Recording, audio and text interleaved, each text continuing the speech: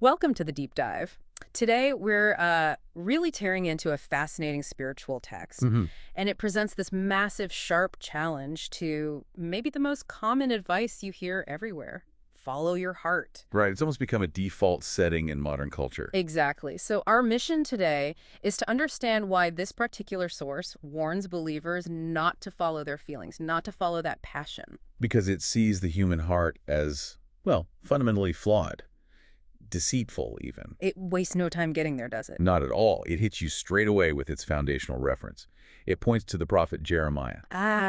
Jeremiah 17.9. That's the one, saying the heart is deceitful above all things and desperately wicked. Wow. Yeah.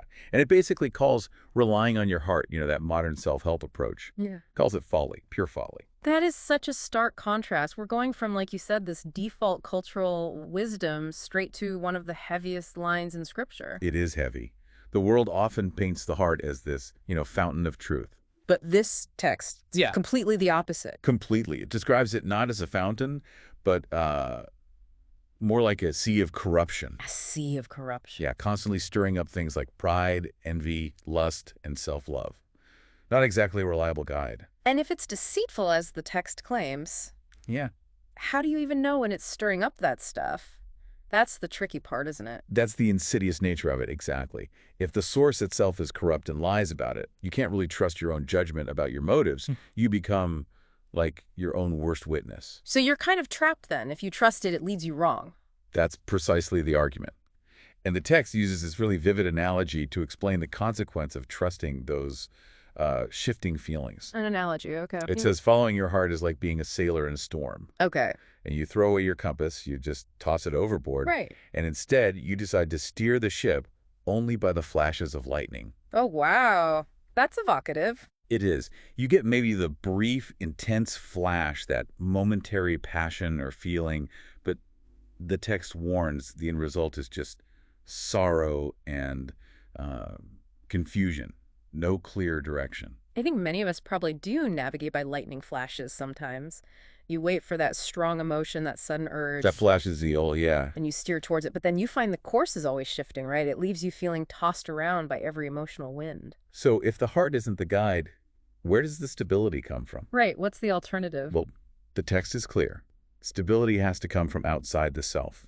It insists the heart isn't fit to be the shepherd. Christ alone is the shepherd, it says. Christ alone is. And passion isn't the master.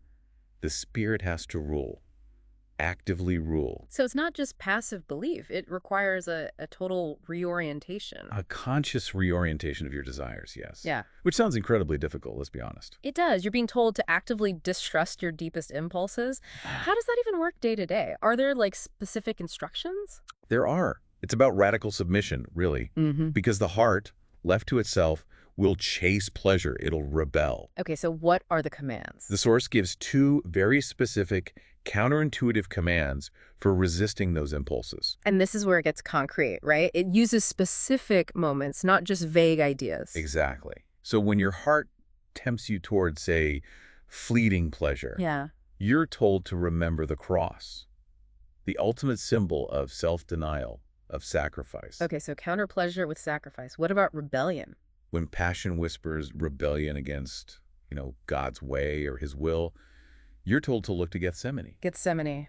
Not my will, but thine be done. Precisely that prayer. You substitute that fleeting, rebellious passion with a fixed commitment to God's will, modeled by Christ himself. So it really reframes the whole thing. It's not just about changing behavior. Oh, no, it's deeper. It's like heart surgery, as you said. The goal isn't just to manage the old heart, but to have it actually renewed, sanctified. Exactly. And that echoes the psalmist David, praying for God to create a clean heart and a right spirit within him. Because a divided heart is unstable.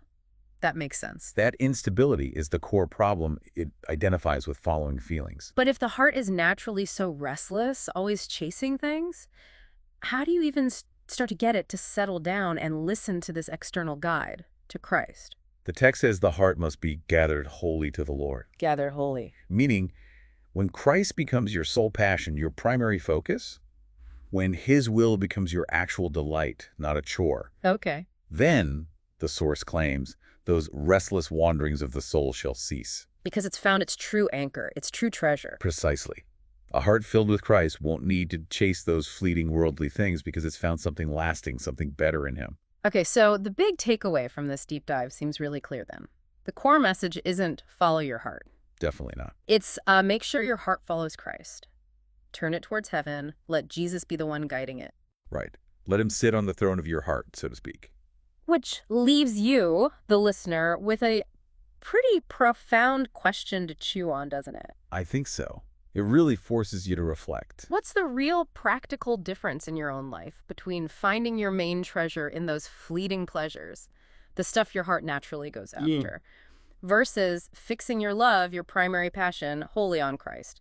The source promises that path is ultimately safer and actually happier. It's a complete reversal of the map modern culture often gives us for finding fulfillment, a fundamental inversion.